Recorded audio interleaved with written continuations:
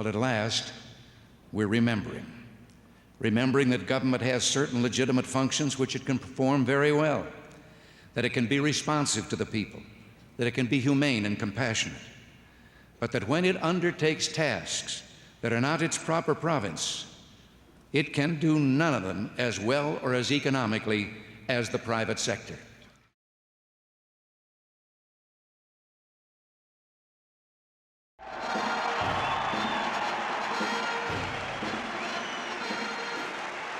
Ladies and gentlemen, the President of the United States and Father Hesburgh.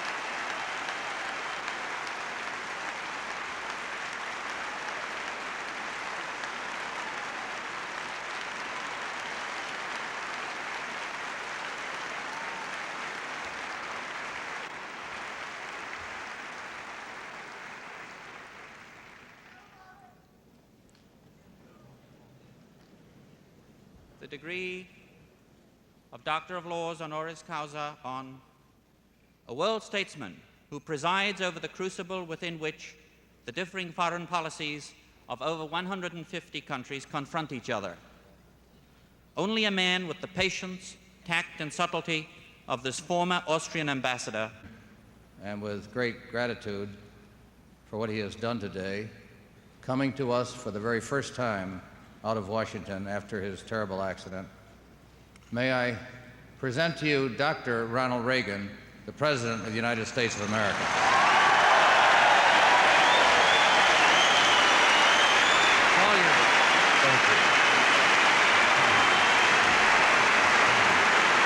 Thank you. Thank you.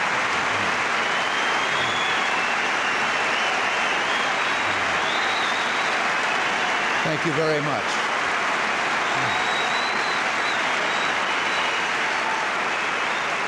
Thank you very much.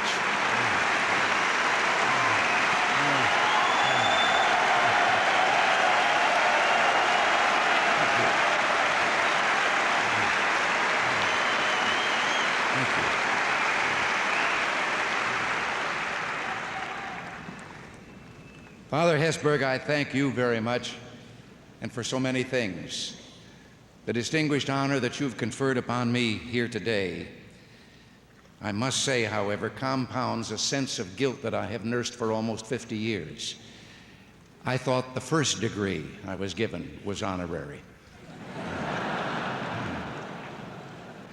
But it's wonderful to be here today with Governor Orr, Governor Bowen, Senators Lugar and Quayle and Representative Hyler, these distinguished honorees, the trustees, administration, faculty, students, and friends of Notre Dame, and most important, the graduating class of 1981.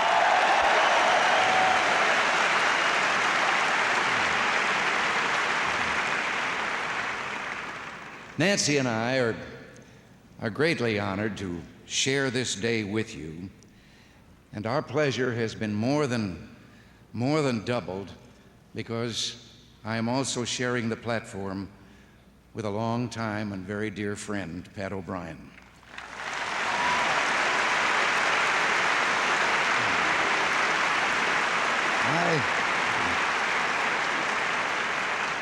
Pat and I haven't been able to see much of each other lately, so I haven't had a chance to tell him that there is now another tie that binds us together.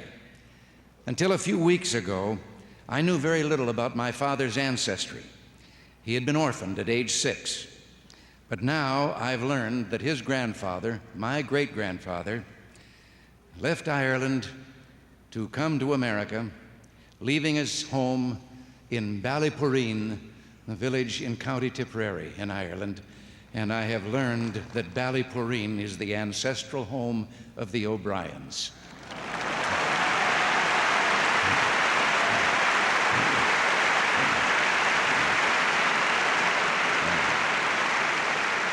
Now, if I don't watch out, this may turn out to be less of a commencement than a warm bath in nostalgic memories. Growing up in Illinois, I was influenced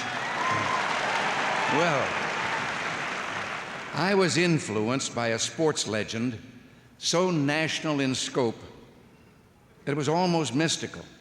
It is difficult to explain to anyone who didn't live in those times. The legend was based on a combination of 3 elements: a game, football, a university, Notre Dame, and a man, Knute Rockne.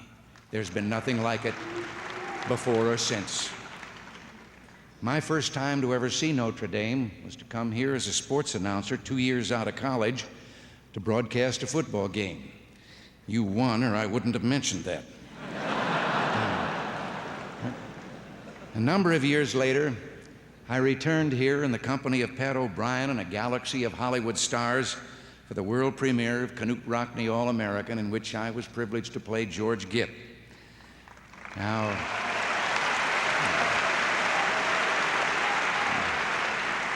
I've always suspected that there might have been many actors in Hollywood who could have played the part better, but no one could have wanted to play it more than I did. And I was given the part largely because the star of that picture, Pat O'Brien, kindly and generously held out a helping hand to a beginning young actor. Having come from the world of sports, I'd been trying to write a story about Knute Rockne. I must confess that I had someone in mind to play the Gipper. On one of my sports broadcasts before going to Hollywood, I had told the story of his career and tragic death. I didn't have very many words on paper when I learned that the studio that employed me was already preparing a story treatment for that film. And that brings me to the theme of my remarks. I'm the 5th president of the United States to address a Notre Dame commencement. The temptation is great to use this forum as an address on a great international or national issue that has nothing to do with this occasion. Indeed, this is somewhat traditional. So I wasn't surprised when I read in several reputable journals that I was going to deliver an address on foreign policy or on the economy. I'm not going to talk about either.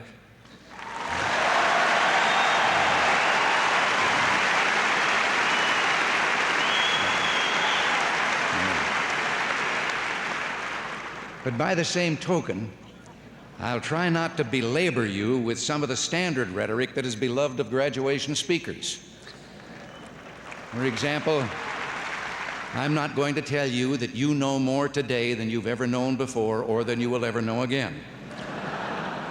The other standby is when I was 14, I didn't think my father knew anything. By the time I was 21, I was amazed at how much the old gentleman had learned in 7 years. And then, of course, the traditional and the standby is that a university like this is a storehouse of knowledge because the freshmen bring so much in and the seniors take so little away.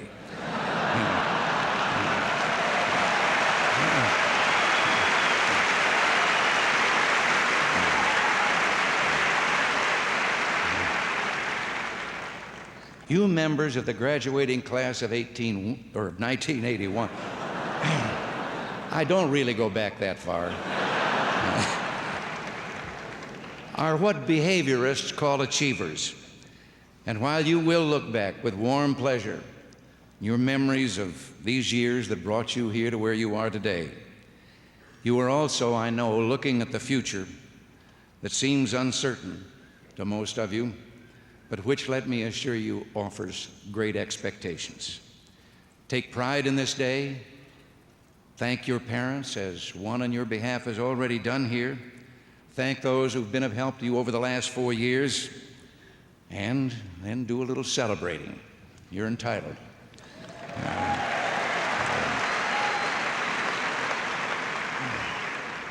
This is your day, and whatever I say should take cognizance of that fact. It is a milestone in life, and it marks a time of change. Winston Churchill, during the darkest period of the Battle of Britain in World War II, said, "When great causes are on the move in the world, we learn we're spirit, not animal, and that something is going on in space and time and beyond space and time, which, whether we like it or not, spells duty." Now, I'm going to mention again that movie that Pat and I and Notre Dame were in, because it says something about America. First, that Knute Rockne, as a boy, came to America with his parents from Norway. And in the few years it took him to grow up to college age, he became so American that here at Notre Dame he became an All-American in a game that is still to this day uniquely American. As a coach, he did more than teach young men how to play a game. He believed truly that the noblest work of man was building the character of man, and maybe that's why he was a living legend. No man connected with football has ever achieved the stature or occupied the singular niche in the nation that he carved out for himself, not just in sport, but in our entire social structure. Now today, I hear very often, "Win one for the Gipper," spoken in a humorous vein. Lately, I've been hearing it by congressmen who are supportive of the programs that I've introduced. But let's look at the significance of that story. Rockne could have used Gip's dying words to win a game anytime. But 8 years went by following the death of George Gipp before Rock revealed those dying words, his dead wish. And then he told the story at halftime to a team that was losing, and one of the only teams he had ever coached that was torn by dissension and jealousy and factionalism. The seniors on that team were about to close out their football careers without learning or experiencing any of the real values that the game has to impart. None of them had known George Gipp. They were children when he played for Notre Dame. It was to this team that Rockne told the story, and so inspired them that they rose above their personal animosities for someone they had never known. They joined together in a common cause and attained the unattainable.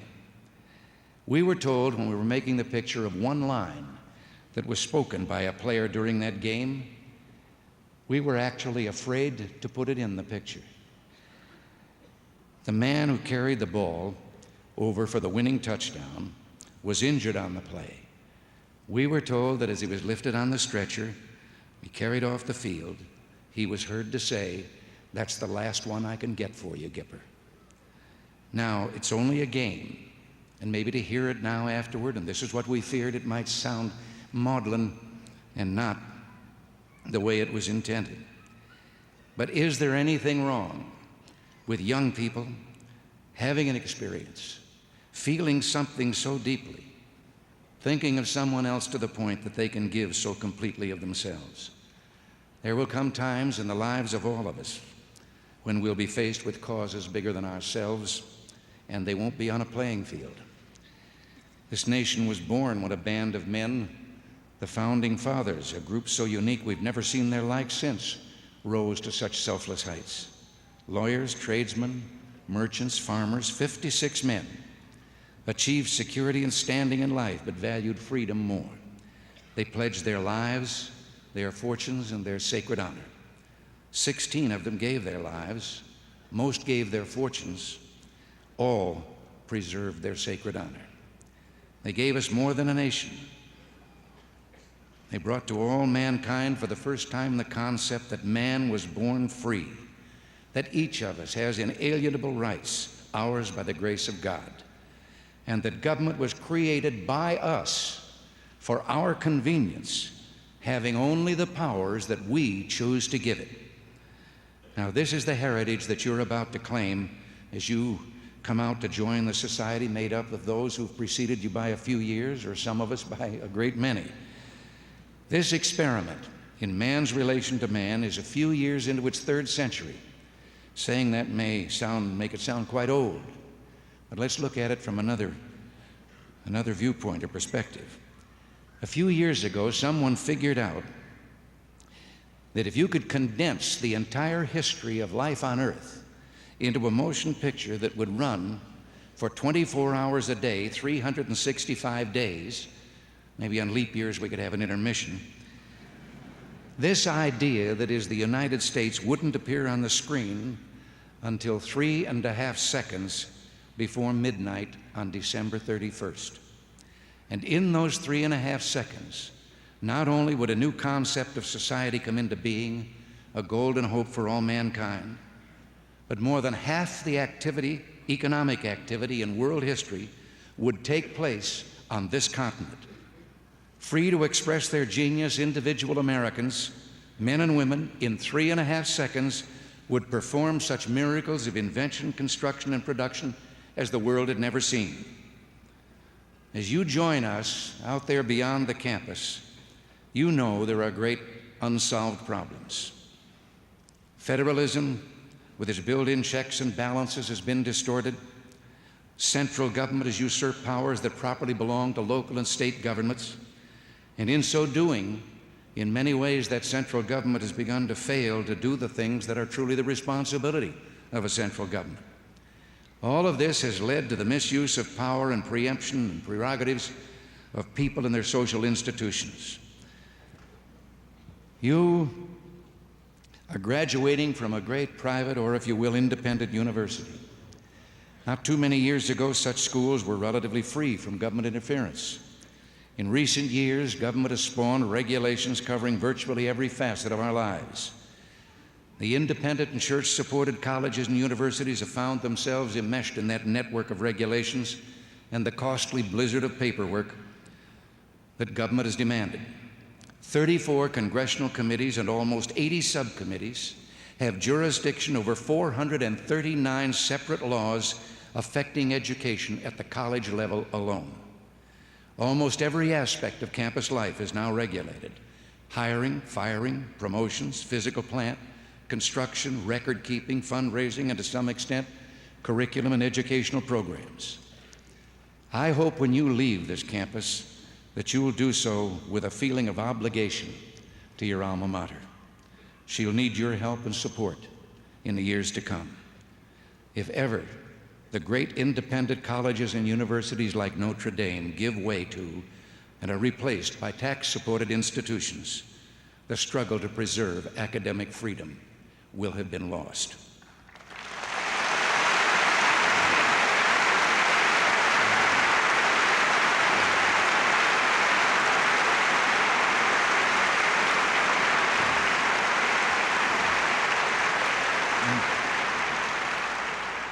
And we're troubled today by economic stagnation brought on by inflated currency and prohibitive taxes and burdensome regulations. The cost of stagnation in human terms, mostly among those least equipped to survive it, is cruel and inhuman. Now, after those remarks, don't decide that you'd better turn your diploma back in so you can stay another year on the campus. I've just given you the bad news. The good news is that something is being done about all this, because the people of America have said enough already. You know,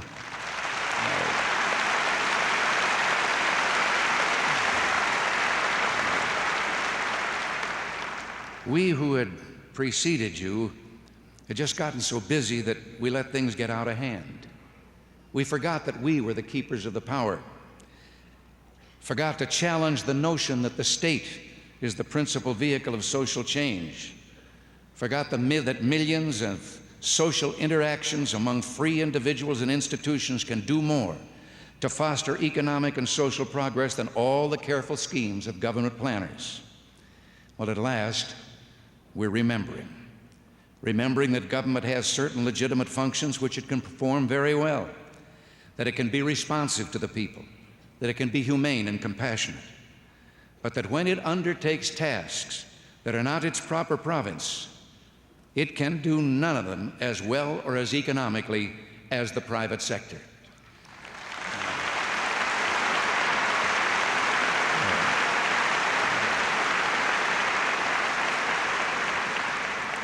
For too long, government has been fixing things that aren't broken and inventing miracle cures for unknown diseases. We need you. We need your youth. We need your strength. We need your idealism to help us make right that which is wrong. Now, I know that this period of your life you have been and are critically looking at the mores and customs of the past and questioning their value. Every generation does that. May I suggest, don't discard the time-tested values upon which civilization was built simply because they're old. More important, don't let today's doom criers and cynics persuade you that the best is past, that from here on it's all downhill. Each generation sees farther than the generation that preceded it because it stands on the shoulders of that generation.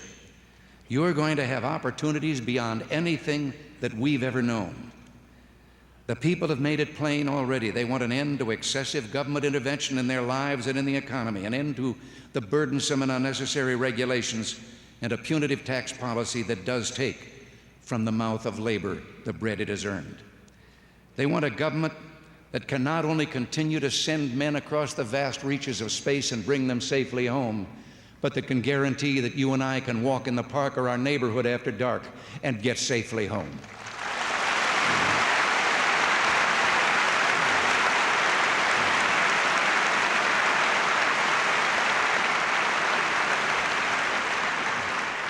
And finally, they want to know that this nation has the ability to defend itself against those who would seek to pull it down.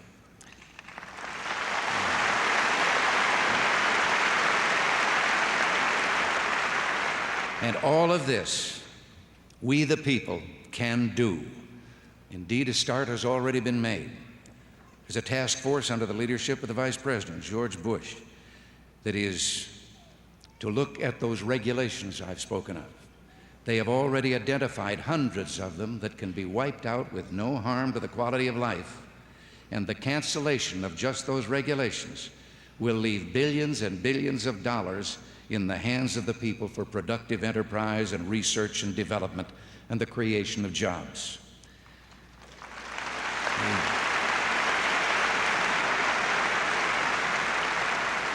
The years ahead are great ones for this country, for the cause of freedom and the spread of civilization. The West won't contain communism. It'll transcend communism.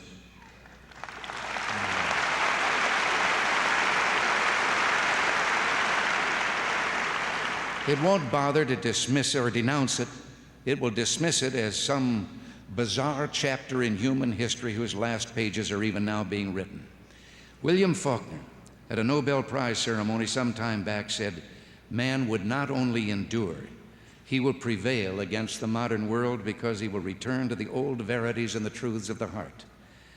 And then Faulkner said of man, "He is immortal because he alone among creatures has a soul, a spirit capable of compassion and sacrifice and endurance. One can't say those words, compassion, sacrifice, and endurance, without thinking of the irony that one who so exemplifies them, Pope John Paul II, a man of peace and goodness and inspiration to the world, would be struck by a bullet from a man towards whom he could only feel compassion and love. It was Pope John Paul II who warned in last year's in his encyclical on mercy and justice against certain economic theories that use the rhetoric of class struggle to justify injustice. He said, in the name of an alleged justice, the neighbor is sometimes destroyed, killed, or deprived of liberty, or stripped of fundamental human rights. For the West, for America, the time has come to dare to show to the world that our civilized ideas, our traditions, our values are not like the ideology and war machine of totalitarian societies, just a facade of strength. It is time for the world to know our intellectual and spiritual values are rooted in the source of all strength, a belief in a supreme being and a law higher than our own.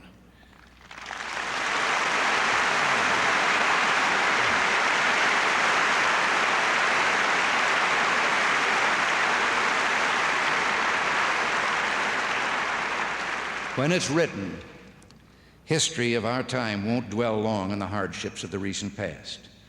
But history will ask, and our answer determine the fate of freedom for 1,000 years.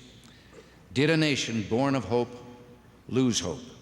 Did a people forged by courage find courage wanting? Did a generation steeled by hard war and a harsh peace forsake honor at the moment of great climactic struggle for the human spirit? If history asks such questions, it also answers them. And the answers are to be found in the heritage left by generations of Americans before us. They stand in silent witness to what the world will soon know and history someday record. That in the 3rd century, the American nation came of age, affirmed its leadership of free men and women, serving selflessly a vision of man with God, government for people, and humanity at peace. You know,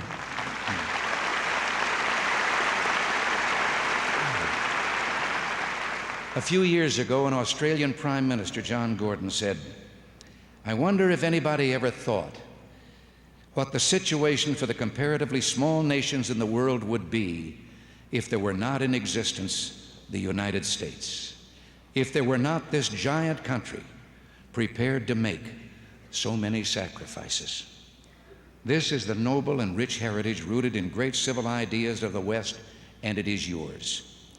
My hope today is that in the years to come, and come it shall, to explain to, when it's your time, to explain to another generation the meaning of the past and thereby hold out to them their promise of the future, that you'll recall the truths and traditions of which we've spoken. It is these truths and traditions that define our civilization and make up our national heritage. And now they're yours to protect and pass on. I have one more hope for you. When you do speak to the next generation about these things, that you will always be able to speak of an America that is strong and free, to find in your hearts an unbounded pride in this much-loved country, this once and future land, this bright and hopeful nation whose generous spirit and great ideals the world still honors. Congratulations and God bless you.